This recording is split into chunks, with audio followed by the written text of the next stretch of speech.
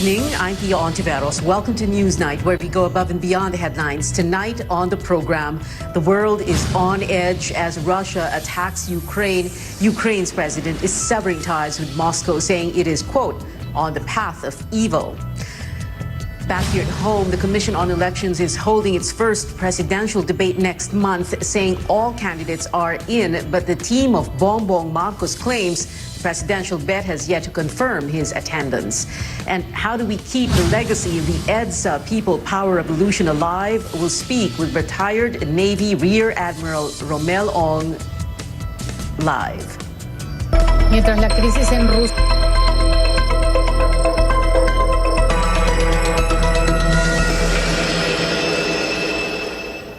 The world is closely watching tensions in Europe as Russian forces begin their assault on Ukraine.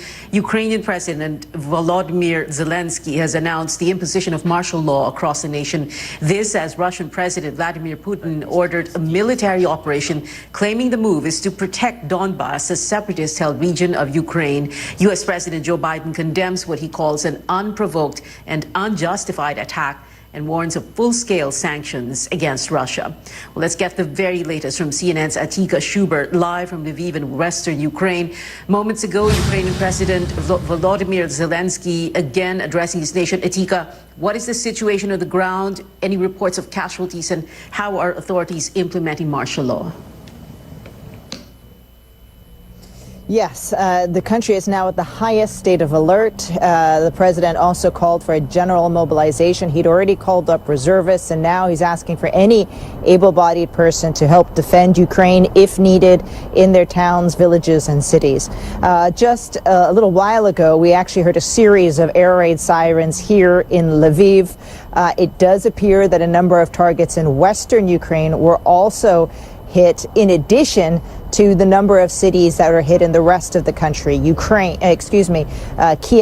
Kharkiv, Odessa. In all of those places, there have been targeted strikes, it looks like, on military facilities and air bases. Now what we're watching for is whether or not we see Russian troops in those areas. What appears to be the strategy is that Russian forces seem to be coming in from the north of the country towards Kiev, in from the east towards Kharkiv, and in from the south from Odessa.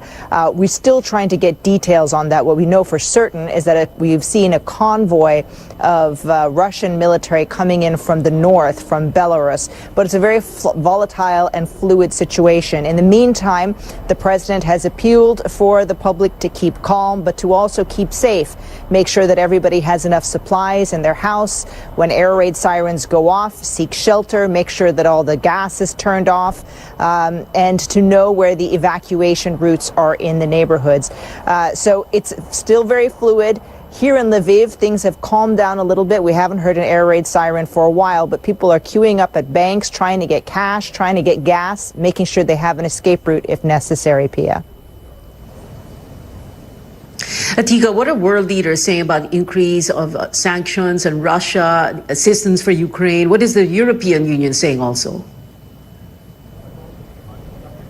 Well, almost immediately, this means that the harshest sanctions will be placed on Russia. This is what the United States had warned. It was what the EU had warned. And now, by seeing what appears to be the beginnings of a full-scale invasion, those sanctions will start to go into effect. We're just waiting for the official word. But as you can imagine, there has been a round of condemnation from the U.S., from the EU. They see this defiance by Russian President Vladimir Putin as something to be utterly condemned. So we're waiting to see what other kinds of help can be provided. In the days running up to this, the Russian military was given more weapons, more military equipment, but it is not a member of NATO. And that means that when Russian troops cross over, and if they clash with Ukrainian troops, it will only be Ukrainian soldiers that they come up against. Other NATO allies will not be entering into the fray, at least not for the moment. It's possible that things could change, especially if we start seeing more Russian troop movements closer to Western Ukraine, closer to NATO allies. That's when we might see this changing into something much, much bigger. Atika Schubert there in western Ukraine of CNN. Back here at home, the government all hands on deck to bring Filipinos to safety. The Foreign Affairs Department says it is coordinating with nearly 200 Filipino nationals in Ukraine for evacuation. Tristan Adalo now joins us live for the details. Tristan?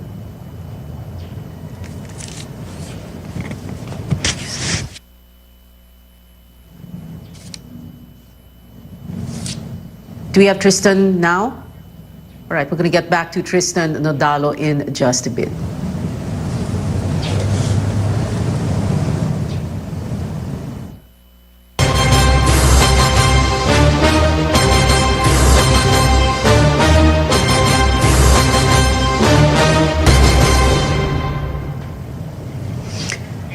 74 days until the Filipino votes on May 9th, COMELEC looking to help over 67 million voters decide by offering its own series of debates beginning next month. Melissa Lopez also reports the poll body has a new requirement for the controversial Operation Baklas. Mark your calendars. The Commission on Elections expects all 10 presidential hopefuls to attend its official debate on March 19th. We have commitments from all campaigns that their candidates will be joining us. COMELEC spokesman James Jimenez says the candidates will share one stage from 7 to 9:30 p.m. However, the spokesman of former Senator Bongbong Marcos says they have not yet agreed to join the debate at the Philippine Arena, again citing a hectic schedule. There won't be any live audience. 8 out of 9 vice presidential candidates will face off on March 20th, with Buhay Party List Congressman Lito Atienza begging off due to knee surgery. A moderator will field questions to attendees subject to strict rules. Okay, no one will have any advance information about the questions. We will not allow candidates to bring anything on stage. We will provide them with a pad and a pen on the podium, but they will not be able to bring notes to the debate. To encourage more exchanges and voter education, the poll body is also set to accredit fora and interview programs featuring candidates, which will be exempt from its broadcast airtime. The poll body has accredited CNN Philippines election debates this month, along with partnerships with other media networks to combat misinformation. Suriin po nating mabuti ang ating mga kandidato. Meron pa tayong mahigit na 2 buwan para gawin ito. Higit sa lahat, bumoto ng naaayon sa konsyensya at tamang impormasyon. COMELEC also gives in to massive backlash over its Operation Baklas, or the removal of campaign posters within private property. The 4-member COMELEC and bank agreed in a closed-door session to require written consent from homeowners before its field officers take down these posters. If the property owner refuses to give consent, then a case is possible. Okay? In the meantime, the posters stay up. Still, the poll body insists it has the right to regulate the size of campaign materials. Melissa Lopez, CNN Philippines. COMELEC's James Jimenez later on showing a letter from Marcos's national campaign manager Benher Abalos, where he expressed the candidates' quote readiness to join the poll body's official debates, unquote. Now, this contradicts the statement of Marcos's chief of staff Vic Rodriguez. In the February 11 letter, Abalos even asked for a meeting with COMELEC together with representatives of other candidates to thresh out the debate format. But Rodriguez denies any conflict in the letter and his latest statement, saying they are ready to attend forums, interviews, and even debates, quote, schedule permitting. Rodriguez earlier said they prefer doing one-on-one interviews. We're counting down to our very own vice presidential and presidential debates. 7 vice presidential candidates will stand side by side to answer the hard questions on Saturday, February 26 at 5 p.m. at the University of Santo Tomas in Manila. 9 presidential bets will also take the debate stage on Sunday, February 27 at 5 p.m. also at UST. These COMELEC accredited debates are in partnership with UST and Microsoft Philippines to help you make an informed choice come May 9th. Well, here's a look at what some presidential candidates are up to. Bongbong Marcos woos voters in Iloilo, a known bailiwick of his rival Vice President Leni Robredo. The former senator met with local leaders and supporters at the Iloilo Convention Center. He was supposed to hold a campaign rally in Gimbal, but that was canceled. Netizens called out the use of a public school for his event, which is not allowed under the Education Department's guidelines. During his visit to Iloilo, Marcos chanced upon Senator Franklin Drilon, who is scheduled to join Robredo's grand campaign rally in the province tomorrow. Manila Mayor Isko Moreno, meanwhile, says he would give Robredo a government post if he wins the presidency. Why not if she's willing? Metaphorically. Hypothetical. Hypothetically. O yun, hypothetically. Hypothetical. Bumibet sa tuloy ako kung ano ang kung saan siya magaling, kung ano yung kagalingan niya, baka magamit natin siya, but if she's willing. Pero ayokong pangunahan ang mga tao. On the eve of the 36th anniversary of the EDSA revolution, 9 framers of the 1987 Constitution endorsed Robredo and her running mate, Senator Kiko Pangilinan. Constitution framers say the tandem adheres to the basic tenets of the Constitution, such as respect for human rights and co-equal branches of government. And Senator Lacson's running mate, Tito Soto, called the bloodless revolution the nation's, quote, greatest victory over the dark times. He called on the country not to forget and to protect history from those who wish to revise the narrative of EDSA. Well, let's go back to the Ukraine-Russia crisis. The government all hands on deck to bring Filipinos to safety. The Foreign Affairs Department says it is coordinating with nearly 200 Filipino nationals in Ukraine. Tristan Odalo now joins us live for the details. Tristan? Pia, should there be no flight changes, 4 more Filipinos are expected to arrive to the Philippines tomorrow, bringing the total number of repatriated Filipinos to 10. In a media briefing, the Department of Foreign Affairs says that it is already coordinating with 181 Filipinos, majority of whom are in Ukraine's capital, Kiev. Government officials add that they appeal to our kababayans in Ukraine not to panic, saying they will exert all efforts to bring them home if they want to. Apart from Poland, the embassies in Hungary, Russia, and other European posts are also on standby for any eventuality. So here are the scenarios the Philippine government is looking at for Filipinos in Ukraine apart from repatriation. First, the DFA can bring Filipinos to safer areas in Ukraine, particularly to Lviv, the western part of the country. There are also ongoing talks for other countries to allow Filipinos in without visas. DFA Chief Teddy Boy Locsin Jr. says Poland has agreed to do so. They are still waiting for Russia's response. Locsin adds that if the Warsaw embassy needs more staff, posts from Denmark, Germany, Norway, and Sweden can help. Actually, there are no people yet who've crossed to other countries. We have just repatriated 6 people last week, and we're hoping that we'll be able to repatriate another 4 tonight if circumstances allow. If our kababayans feel safer to go to Lviv, then we will make arrangements. But anybody who wants repatriation, we will use all available means to be able to bring them home. Now, as to the evacuation efforts, we will use all means. If flying is still possible, we will fly them out of Ukraine and back to the Philippines. If not, then we will use land, or we can, and anything else that's possible. Repatriation is still not mandatory for Filipinos in Ukraine. So far, Ukraine is under alert level 2, and only Foreign Affairs Secretary Teddy Boy Locsin Jr. can decide on whether or not there is a need to raise the alert level, which will make the repatriation mandatory. Back to you, Pia. Tristan, can you tell us why a majority of Filipinos still insist on staying in Ukraine despite the conflict?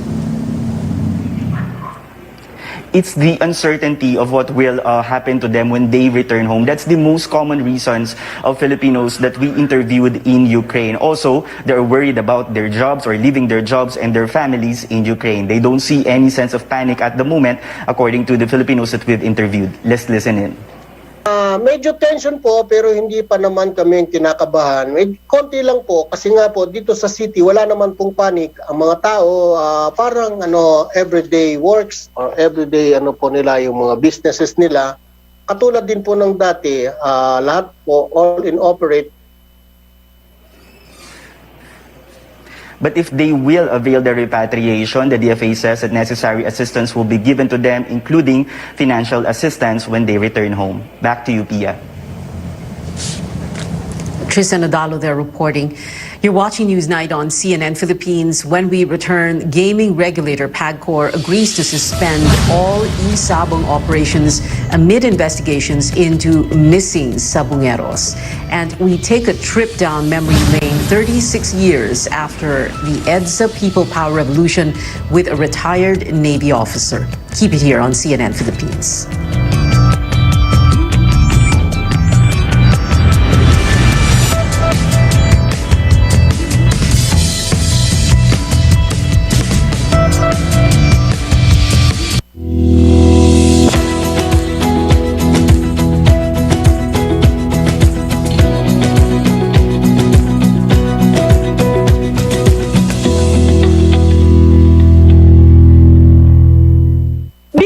MX3 dahil ito ay napatunayang may alpha, beta at gamma mangosteen. MX3 capsule helps avoid pain discomfort para iwas sakit. Tested and proven na low sodium, cholesterol-free at fat-free. Dito ako sa tunay, natural at original. MX3. Mahalagang paalala, ang MX3 capsule ay hindi gamot at hindi dapat gamiting panggamot sa anumang uri ng sakit.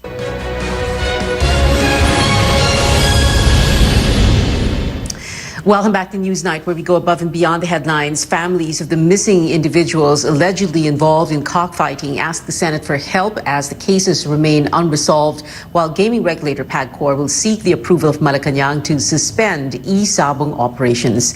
Amor Santos has more. Ano po bang kasalanan? Anong nangyari? Sino kumuha? Saan dinala? Anong ginawa nila hanggang ngayon? Di namin alam. Isabelita Bacay's sons, James and Marlon, were among the 6 individuals who went missing from a cockpit in Manila in January. 40-year-old James is a game fowl handler, while his 20-year-old brother Marlon accompanied him. They had with them a rooster from the farm of Butch Inonog, whose son, driver John Claude, also disappeared. Noong January 13, 7:45 p.m., nung huli kami nag-usap ng anak ko, alarming na po yung salita niya dahil sabi niya, "Pa, bakit sinasakay sila Kuya James sa van? Pati ako sinasakay ni ganito, ni ganyan, ganyan." Sabi ko, "Bakit? Anong problema?" Hindi ko alam pa eh. Biglang may umagaw po ng telepono. 4 other disappearances happened in Santa Cruz, Laguna, also on January 13 this year, and December 29, May 11, and April 28 last year. A total of 19 went missing from the same arena, including a 14-year-old boy. In a 6th incident, 6 people were last seen at the Royal Octodome in Lipa City, Batangas on January 6. Former top cops Senators Bato de la Rosa and Ping Lacson urged the Philippine National Police to double down on its probe. Police suspect it's connected to game fixing, even as the Manila Arena management says there were no signs of the so-called panyonyope. Police have identified persons of interest, including a certain Julius Havilio, allegedly involved in the disappearances in Laguna, but he can no longer be found. Sana huwag kayong manghina sa investigation nyo. Huwag kayong matakot kung sino mababangga ninyo. Kung may mababangga kayong malaking tao, influential na tao, kagaya ng ginawa natin sa war on drugs, kahit sino binabangga natin, huwag kayong matakot. With some leads and pieces of evidence discovered, eventually we could file the appropriate charges.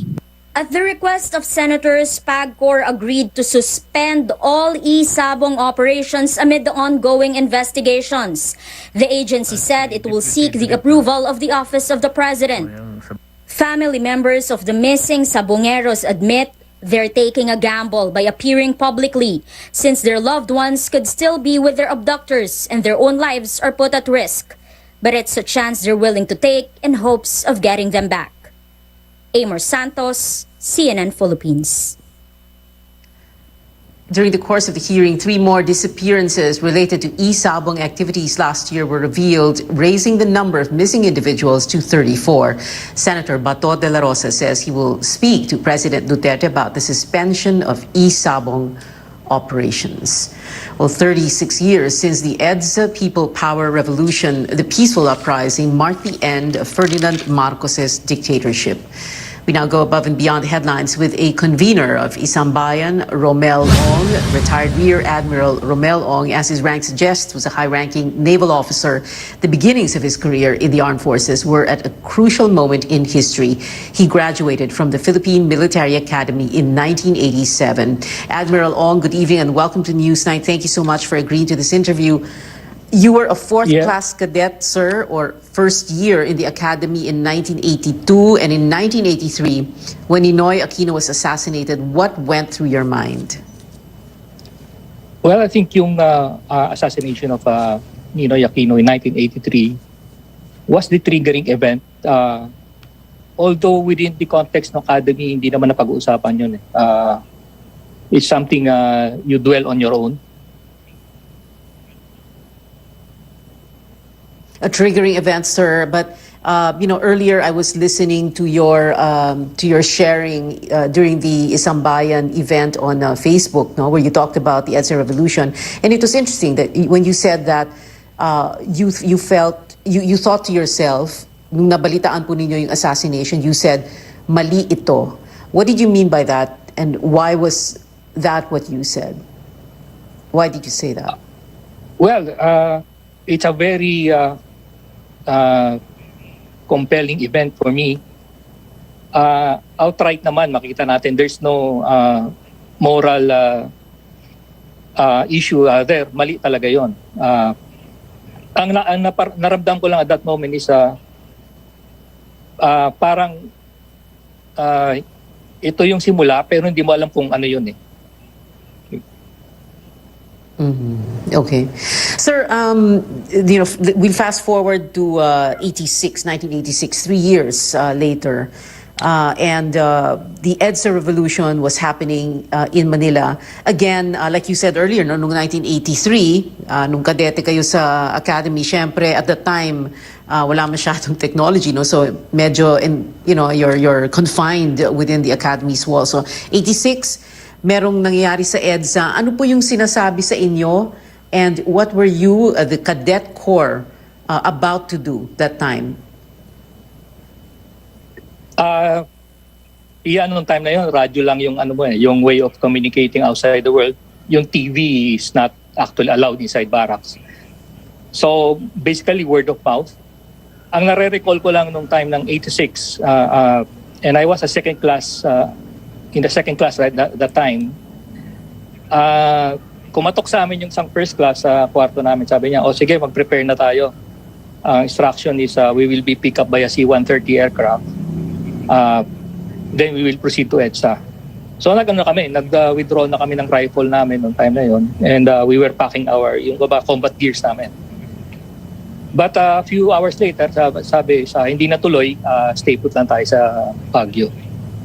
So that was the okay, so kumbaga yun yung experience ko noong time na yun. And of course, Sir Romel, 1986 in March, when the PMA Nagtalo class of 1986 graduated, you had a new president, a new commander-in-chief, Cory Aquino, female, and then after 20 years of Marcos. And then a year later, it was your turn, your class's turn to graduate. Everybody remembers the bombing at the grandstand just a week before graduation. Tell us about that. How it affected you, what did your graduation mean, and then what was it like for you? Leaving the academy and then going out into the world. So nagbago ang Pilipinas to a certain extent. People saw the armed forces through different lenses, but what was it like? Sorry sir, ang haba ng question. Okay. Kumbaga merong parang dramatic change from the euphoria of 86. Then 1 year later, 1987, you're graduating, tapos ang umarap sa'yo 1 week before was yung sumabog yung grandstand namin. And there were casualties, both military and civilian at the time. Nung sumabog yung grandstand, we just hit the ground. for a while. Then, nung naka-recover na kami sa shock namin, some of my classmates went to grandstand to help with the casualties. The others, kasama ko, bumalik kami sa vicinity ng mga barracks kasi we were trying to look for baka may iba pang bomba na tinanim doon sa paligid. So yun yung effort namin for that day. We never had a closure on that incident even up to now kasi we never, I presume it was investigated, but we were not privy to the result of the investigation. And kung titingnan mo yun years later, parang ano siya masamang signos kasi after that, ang bungad sa amin is parang ito yung papasukan naming context o environment pag-graduate namin. Hindi siya maayos. Hindi siya yung euphoria ng 86. Merong problema and we need to address that. Oh, merong problema, Sir Rommel, no, sa loob ng armed forces because like you said, so may euphoria ng 86. As the months went on, parang nawala, parang nag-dissipate. And then there was a lot of restiveness within the military. So you had the RAM boys, the rebels, the military rebels. You had a lot of unrest, coup after coup, and then December 89. Hindi po ba, sir? Tell us muna po, and maganda yung sharing nyo kanina sa Isang Bayan.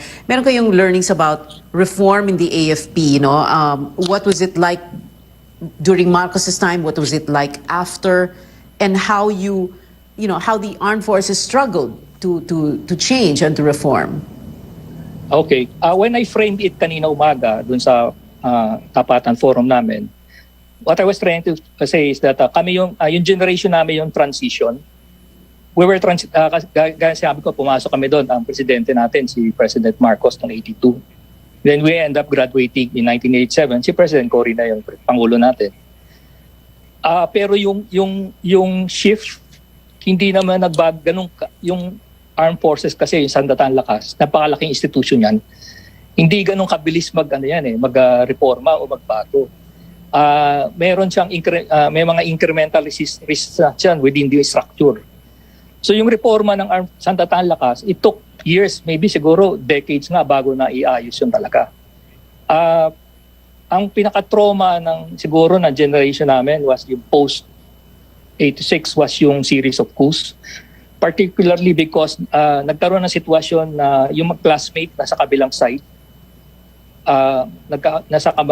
magkaibang side sila ng political spectrum at that time. Tapos it came to a point na there were times na the organization itself, yung Sandatang Lakas, was hunting yung mga classmate mo. Kasi pumasok nga sila doon sa kabilang grupo sa rebelde. So one of the things that nakita namin dito, and personally, hindi dapat bumalik yung sitwasyon na yung Sandatang Lakas hati. Kasi pag yung Sandatang Lakas ay hati, ang epekto niya sa buong bansa kasi there are situations, and I know you know that there are situations in our political past na ang kinikilingan ng mamamayan is yung Sandatang Lakas. Okay, andyan yung AAP, tutulong sa atin, hindi tayo pababayaan yan. Pero kung nagkaroon tayong sitwasyon na guguho yung Sandatang Lakas, meaning magpa-fracture from within, walang kikilingan yung mga tao, wala silang tatakbuhan. So nakita ko yun yung magiging problema doon. I wish we had more time, Sir Rommel Ong, but we really appreciate your thoughts and your sharing about this because EDSA, as we all know and as we can see from what you're saying, hindi naman ito just one event in history. Like you were saying, like you share, napakalaking evento, ang daming ramifications, and years after we see the implications. Maraming salamat po sa inyo, retired Rear Admiral Rommel Ong. Still ahead on News 9, the ultimate Spider-Man trio brings an iconic meme to life. Details next.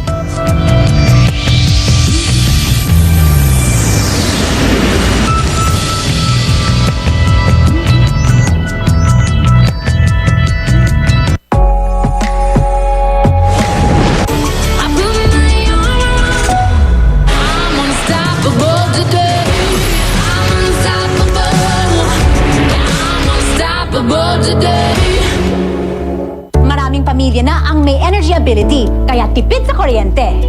Gamit ay matipid na appliances. Konsumo sa kuryente, mas mababa pa.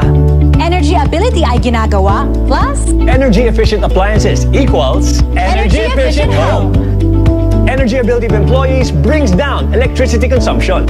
office equipment ay matitipid, lower operating expenses. Energy ability ay ginagawa, plus Energy efficient office equipment equals energy efficient office.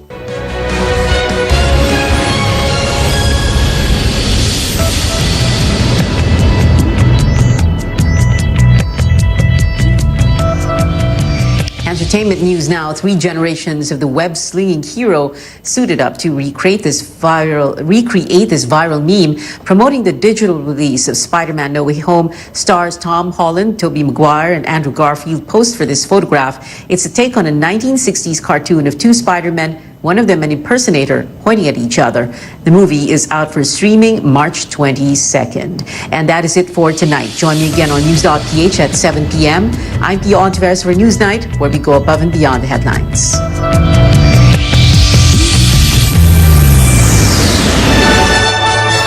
RPN, Radio Philippines Network. DXTV, Dipolo, Radio Ronda. With corruption still entrenched.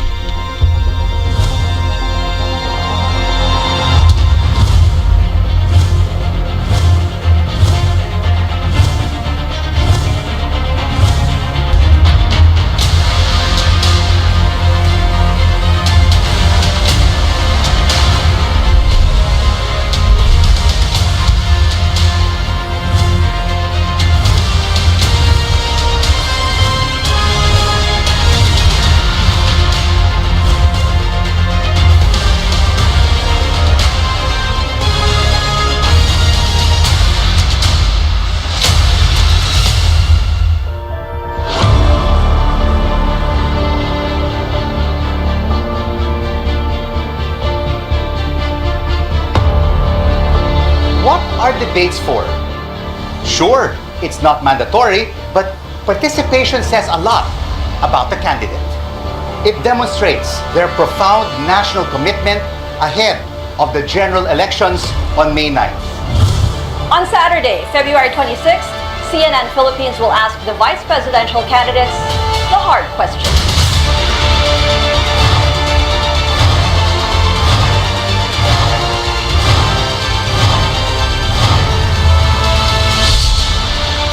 And on February 27th, we'll turn our attention to the men and women seeking the highest office of the land.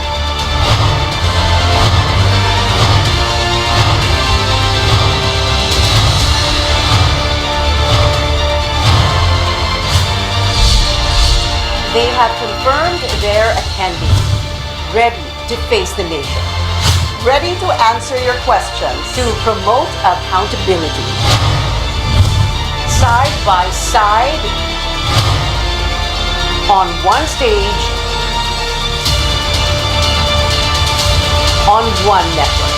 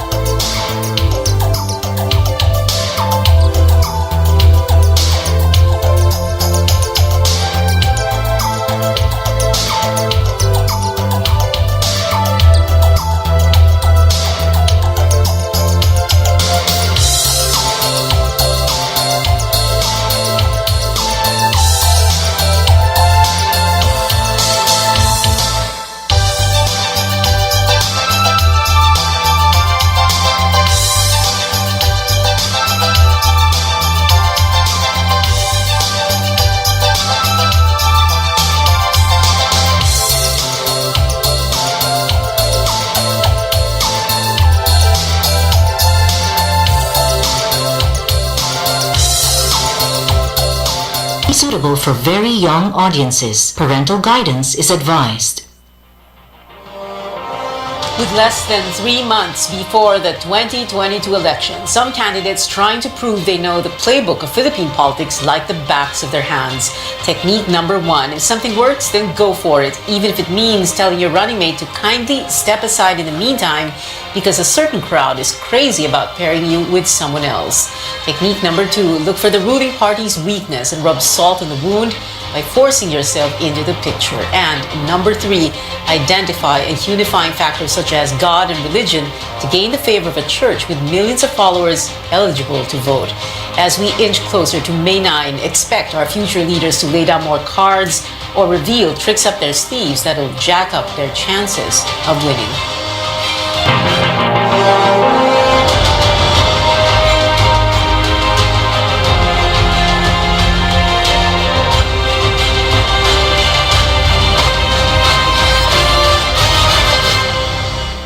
Good evening, I'm Pia Ontiveros. Welcome to your weekly political appointment fix, politics as usual. Despite running under a different party, presidential candidate Manny Pacquiao argues he is still the president of PDP Laban after rival Manila Mayor Isko Moreno sought the ruling party's endorsement.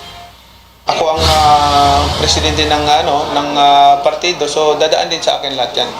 Hintayin lang natin kung may mga lumapit sa atin na gustong sumuporta. Senator Coco Pimentel of PDP Laban joins us tonight to shed light on this issue and other things besides that. Of course, the PDP Laban Manny Pacquiao allied faction. Senator Coco, thank you very much for being with us tonight. Before anything else, let's just say that you are in the residence of Senator Manny right now. That's correct, Pia. Magandang gabi po sa lahat. Well, Senator Coco, let's begin with this. You've already said that you are the real PDP Laban, and you said kami ang tunay na PDP Laban at may manok na kami. This is in response, of course, to the attempt of Isko Moreno to seek the endorsement of the PDP Laban. Is that correct? I am not aware of the his desire to get PDP Laban's endorsement. I was asked by those covering the campaign of Manny Pacquiao yesterday in our headquarters. So yun lang yung sagot ko na ano na po, ang PDP Laban ay nakapili na po ng aming kandidato pagka-presidente. Walang iba kundi si Senador Manny Pacquiao. And then ang Vice President namin, yung choice niya. Walang iba kung hindi si Deputy Speaker Lito Atienza. At dinaan po namin ito sa proseso. A very formal and solemn process ang dinaanan po nito. Pero may problema pa rin po, hindi po ba, Senator Coco? Because you have another faction, the one led by Alfonso Cusi. And of course, I mean, syempre, we all know, nakabimbing pa rin sa COMELEC itong issue, no? Para, that should be laid to rest pretty soon. But that is a problem. That's what's causing a lot of the trouble right now. Yes, so from personal knowledge, I know of no application or desire of Mayor Isko Moreno to get the PDP Laban nomination because it's no longer open. Pero maybe doon sa kabila. But yun na nga, that's why I issued a warning. Kung yung certificate of nomination nga nung rebel faction namin, the hijackers of the party, may magiging questionable, then all the more a late informal endorsement, lalong questionable. So si Mayor Moreno better not seek that endorsement anymore from the hijackers of the party. Or else, like you said, he would have to pay the political price. That's correct. Magiging political issue yun. Senator Manny has also said he hoped for the endorsement of the Jesus is Lord movement, kina Brother Eddie Villanueva. But Brother Eddie himself has said that they're not going to be endorsing anyone, at least for the moment. What do you think of that, and what does that mean for Senator Manny and for your party? Okay, this is politics is addition. So if there are organized groups and the organized groups endorse your candidacy, then that's good for you. So, okay lang po yun. If ang sagot naman is as of the moment, then we still have around 70 plus more days to go. And I'm sure they understand each other. They belong to this the body of Christ, ang tawag po nila dyan sa community, the sector of our society which are very active in Bible reading, the study of the Bible, and in preaching the Word of God. So, madali po silang magkaintindihan. Senator Coco, with your candidate not faring very well in the surveys, is he still in the race? I ask this question because, is there truth to rumors that he was about to throw in the towel, or else that because the tap is running dry na raw, or patuloy pa rin ba yung mga campaign contributions? Ano ba yung totoo? Ang totoo is May 9, we will still be standing and fighting and slugging it out. World champion itong ating kandidato pagka-presidente, at saka sincero itong kanyang pagtakbo bilang presidente. Is offering an alternative way of analyzing Philippine society. Ang gusto niya unahin talaga yung problema ng poorest of the poor. Kaya nga pabahay, trabaho, pagkakakitaan. Yun po ang basic, the three basic programs of government ni Senator Manny Pacquiao. So wala pong katotohanan yan, part ng saywar yan, Pia. At saka tandaan po natin that yung mga surveys na nakikita natin, these are pandemic surveys, or surveys during pandemic time. Paano ginagawa yun? Sabihin nga sa atin ng mga survey firms, face-to-face, may umiikot. So mag-ingat lang po tayo when we make decisions based on surveys. Pero surveys are guides, but you don't surrender just because there is a dismal result from a survey. So di po yun, basta guides lang po yan. Lalo na ngayon, medyo mag-ingat tayo sa surveys kasi pandemic time. So you don't surrender, or is it too early to surrender? After all, the campaign has just begun. We are still just on the second week since Feb 8. Kami, we will never surrender. Ganyan po ang marka ng PDP laban. Sinamahan pa kami ng prom-D ngayon. So, prom-D, PDP laban na ito. So, we will never surrender. Up to the very end, fight po kami sa dulo. Okay. We will let the people decide, and we will have to be there so that the people will have choices. They will have alternatives. Hindi pwedeng puro mainstream politician lang tayo. Kailangan meron tayong point of view na galing po sa mahihirap na point of view, and that's Senator Manny Pacquiao, kasi kukuha lang siya ng experience sa buhay niya. Alam niya na kaagad first hand, anong problema po ng mga mahihirap sa Pilipinas. So fight till the end, never surrender for this boxing champion, this world champion. But statistically speaking, does your candidate still stand a chance? Or are they all just, Manny, Isko, Lenny, Ping, Caliodio, are they all just fighting for second place? Well, una sa lahat, when you say statistically speaking, I'm assuming you're looking at the pandemic surveys. That's why let us be careful with the figures in these pandemic surveys. Paano ba ginawa yan? And tandaan mo, we have our own surveys, and we are topping some of online surveys. So meaning to say, meron din po kaming inaasahang support, grassroots support, especially grassroots support, and then it's also quite a big sector of society. So we have a fighting chance, lalo na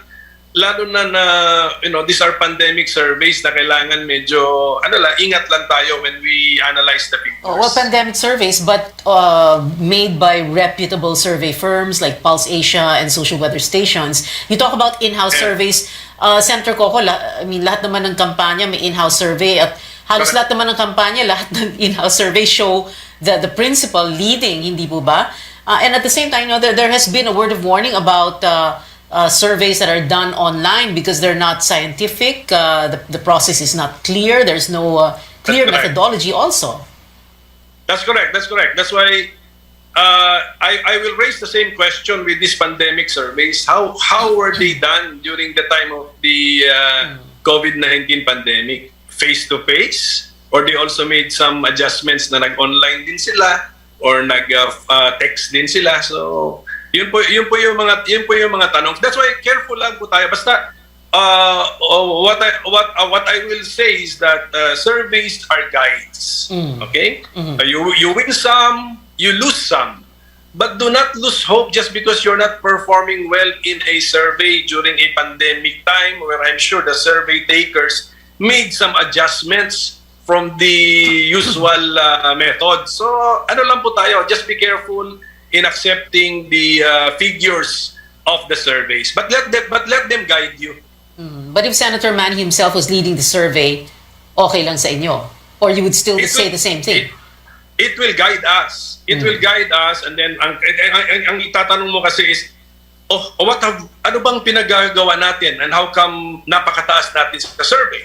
So you ask your question, you ask yourself those questions so that gagawin mo ulit yung ginawa mo. Okay.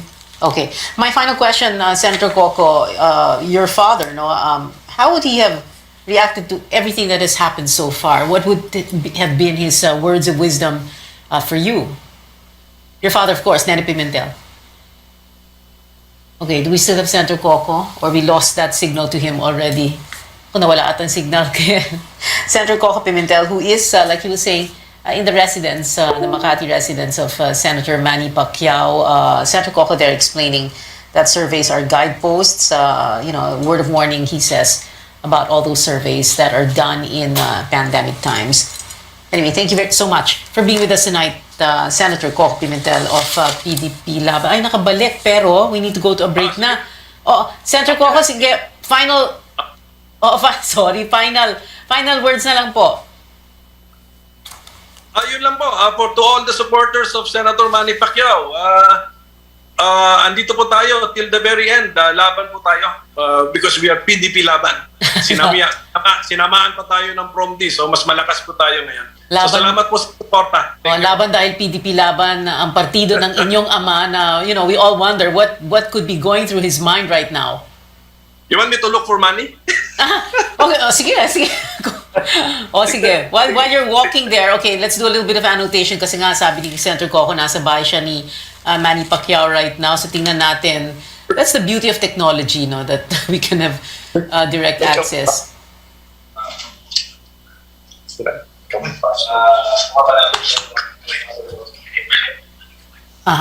Senator Manny, magandang gabi po. Naku, surprise. Si Pio Ontiveros po ito sa Politics as Usual. We have about a minute or 2 minutes po para sa inyo dahil kanina kausap namin si Senator Coco tungkol sa maraming issue. Meron po ba kayong gustong i-share sa amin ngayong gabi dahil ang daming issue ngayon, yung kay Isko Moreno, yung kayo po asserting your presidency as of PDP Laban, etc. Ngayong gabi. Hello? Nandunggan ba niya? Naririnig niyo ba kami? Okay, yes. Nasa call. Thank you. Yeah. Sige. Okay, salamat po. Never mind. Next time na lang po. Thank you so much, Senator Coco Pimentel. Naging correspondent natin si Senator Coco. Salamat po, sir. We'll be back after a quick break. This is Politics as Usual. Stay tuned.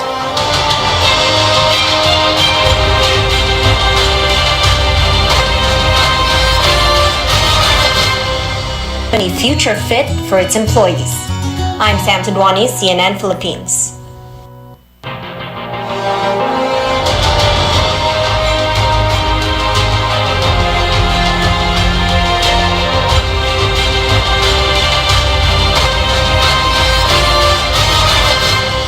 Welcome back. This is Politics as Usual. Kanina po lamang kasama po natin si Senator Coco Pimentel and he was in the home, the Makati residence of Senator Manny Pacquiao. And just to explain kung ano nangyari, may kakumperensya pala si Senator Manny kaya hindi siya he wasn't able to really speak to us a while ago, but like we said, next time. Anyway, our second guest in this second half of the show, political analyst Ed Buntayo. Hi Ed, good evening. Thank you so much for being with us. Well, let's begin with this, Let's talk about Manny Pacquiao. He's asserting his authority as PDP Laban head. And of course, this is in response to so-called attempts of Isko to get the PDP Laban's endorsement, or at least the faction allied of Alfonso Cusi. So what do you think of all of that? Well, that's expected, no, in the kind of politics that we have. Hindi ko na nga tinatawag na political system kasi it's not really a political system. Everything depends on the political personality. So if you're a personality, you have the resources, you have the name, you might as well decide which political party you will run with, which political personalities you will be with, in other words, in terms of team and so on. Actually, nitong election lang na to, doon natin makita na out and out, no? Parang hindi ganon ka-significant yung political party. Requirement siya sa election laws natin. Pero parang ang sinasabi ng mga kandidato natin, hindi siya ganon ka-significant, no? A political factor when it comes to winning elections. So, hopefully it tells us, no, a thing or two as to what's the reason, no? Why is it that our kind of politics is so different compared to other political setup? Hindi siya ganong significant when you speak about political parties. But shouldn't we just say it this way? Political parties are insignificant.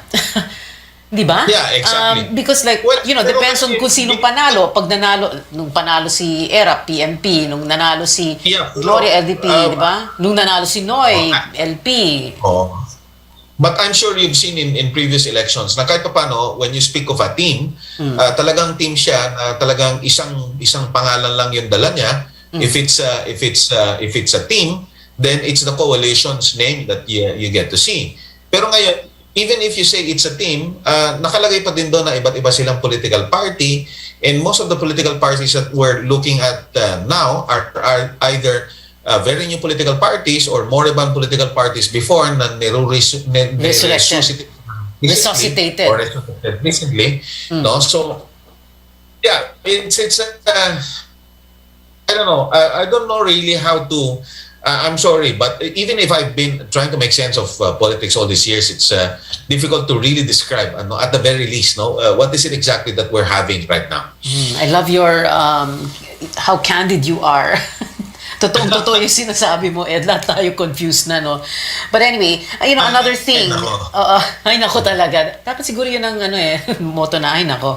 Anyway, another thing, no? Yung mga religious group endorsements. So you have Jesus is Lord, Brother Eddie, saying, di muna kami mag-endorse, no?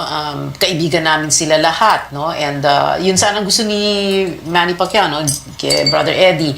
You have Apollo Quiboloy, Kingdom of Jesus Christ endorsing BBM and Sarah. You have the El Shaddai founder, Brother Mike Velarde, endorsing BBM.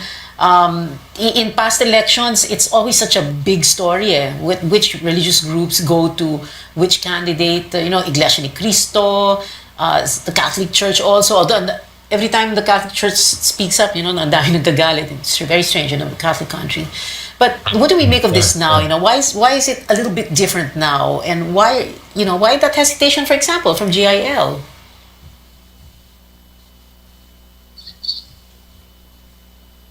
Only hesitation is with JIL, Pia, no? But the only difference probably is that it's the first time compared to all the, well, not all, but at least most of the presidential elections.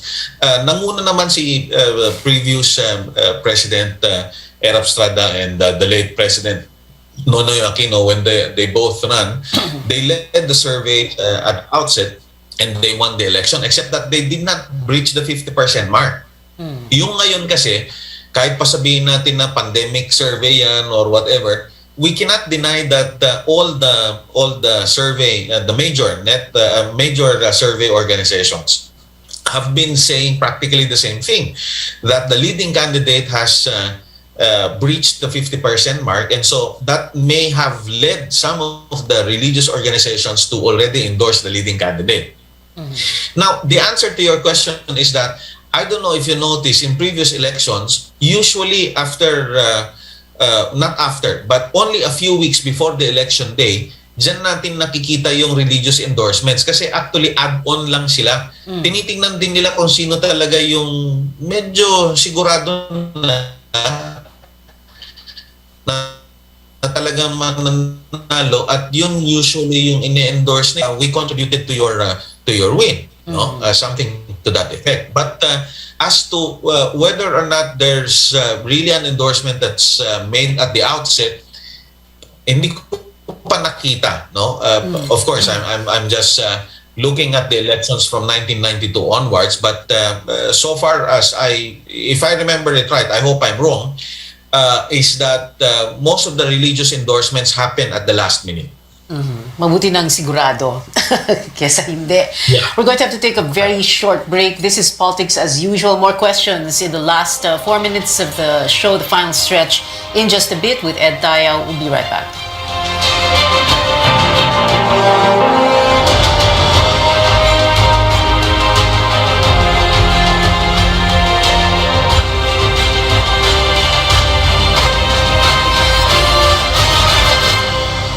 Energy efficient office equipment equals Energy efficient office.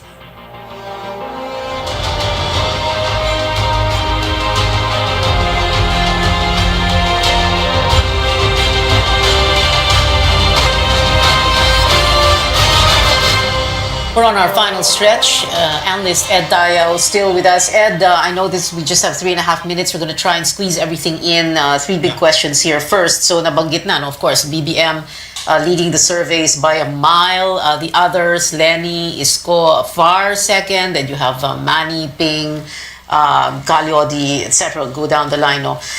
Is the election over, and are they just jousting for second place? Or hindi pa talaga tapos ang bakbakan dahil it's too early to tell? But ito nga, we have this issue of crossing that 50% mark. I'm inclined to think, Pia, na hindi pa tapos ito, no? And we still have a few weeks, in fact, at least about 70 days to fight for. And yung sinasabi nila na 95% decided na, yung 95% na yun pwede pa magbago at the last minute. Now, what will it take for that 95% to change the preferred candidate?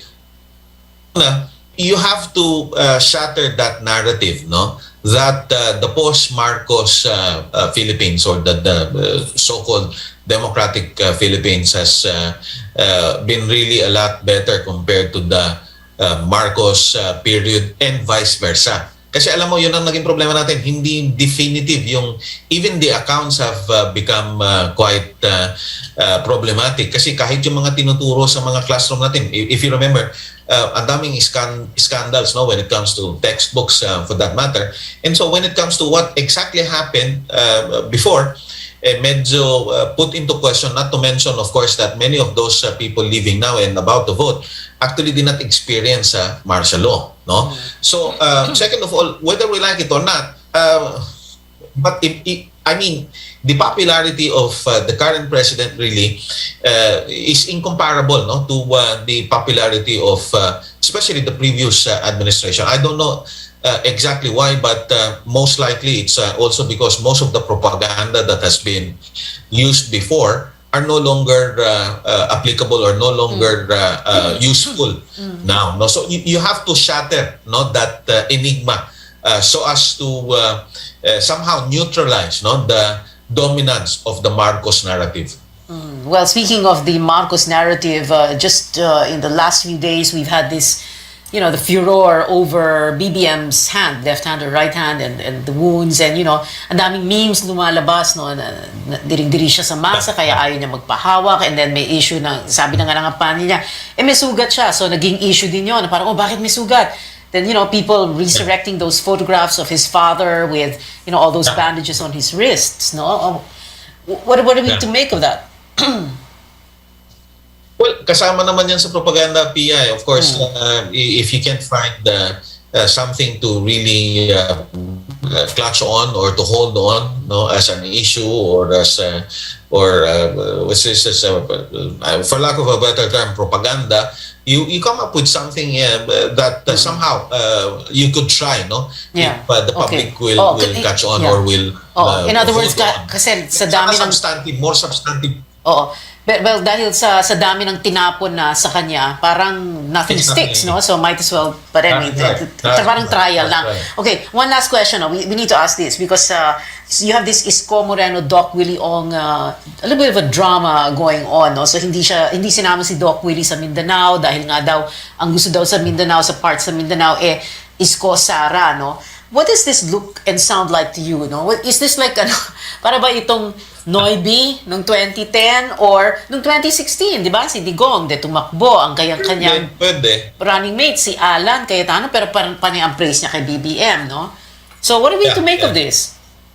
Pwede yun, Pia. Kasi alam mo, talagang kakaiba ng klase ng politika natin. Hindi ko na nga tinatawag na political system kasi wala naman talagang sistema tayong pinag-uusapan eh. Everything depends on personalities. Kaya nga, nung kanina sabi ko, nag-high na ako kasi alam mo, parang napaka-exasperating ng mga nakita natin ngayon. Bigla-bigla na lang yung mga political party nandyan or wala. Actually, they're not really that useful, so to speak. And so, to my mind, there's no incentive really, for tandems really to stick it out, mainly because the supporters have their own, direction or even agenda that they're inclined to support whoever is winning in the numbers or in the survey. Yeah. So pagka nakikita nila, hindi masyado magaling yung choice na for president, palitan natin yung tandem ng vice president and vice versa.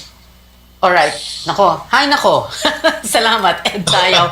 Ubus na rin ang oras natin. Hay nako. Thank you for your insights so much. Political analyst Edmund Tayaw. We've been told before, don't talk politics at the dinner table or the family reunion or in Viber groups and risk digital warfare.